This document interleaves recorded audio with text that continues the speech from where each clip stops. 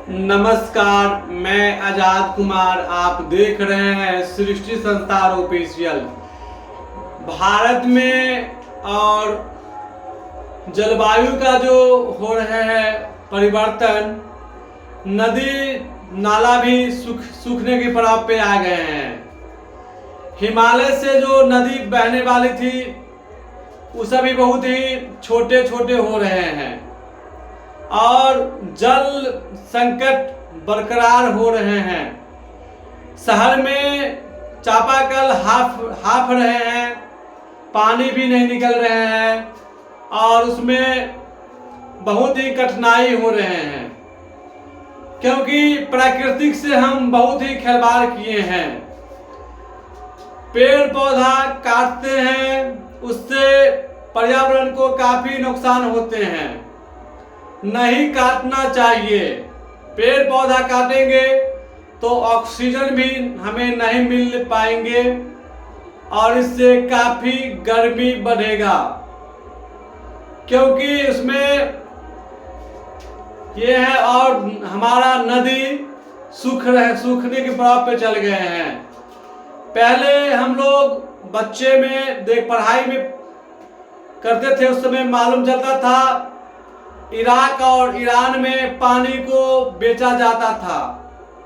अब हमारे भारत में भी, जहां उत्तर बिहार में बाढ़ का हर वक्त देखा जाता था, जो बाढ़ होता था, उस इलाकों में भी सुखाड़ की ये हो रही है।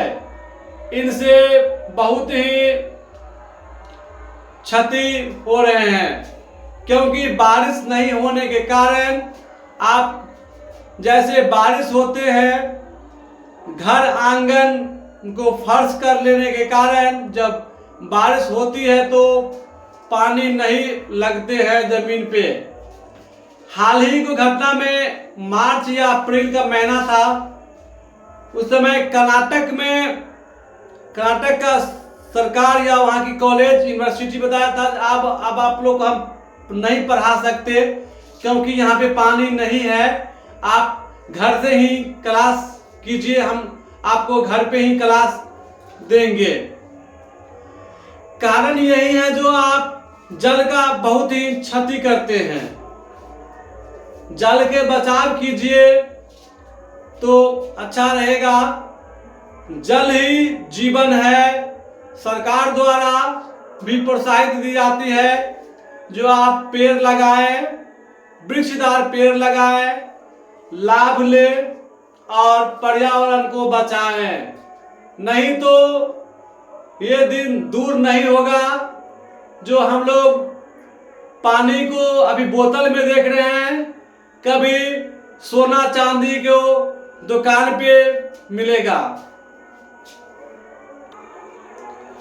हर वर्ष 5 जून को विश्व पर्यावरण और जल दिवस मनाए जाते हैं। उसमें आपको बताया जाता था कि पर्यावरण को कैसे बचा सकते हैं,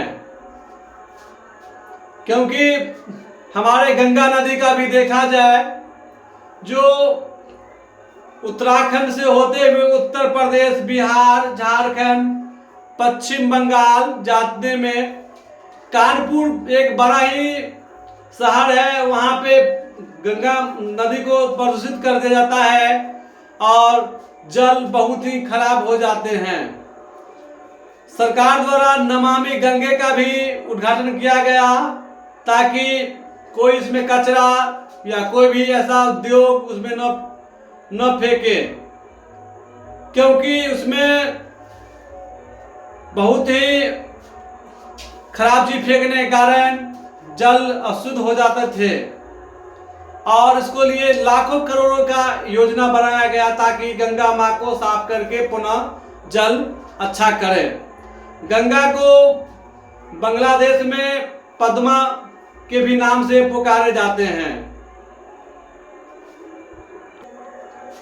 नदी नाले को बचाने का हम लोग संकल्प लें और जल को कम से कम बर्बाद करें, क्योंकि पीने योग्य जल एक ही है, 1/3 में 1 भाग पीने हैं और 3/3 समुद्र की खारा पानी है जो हम उसको पी नहीं सकते हैं। इसीलिए जल को बचाएं, जीवन बचाएं।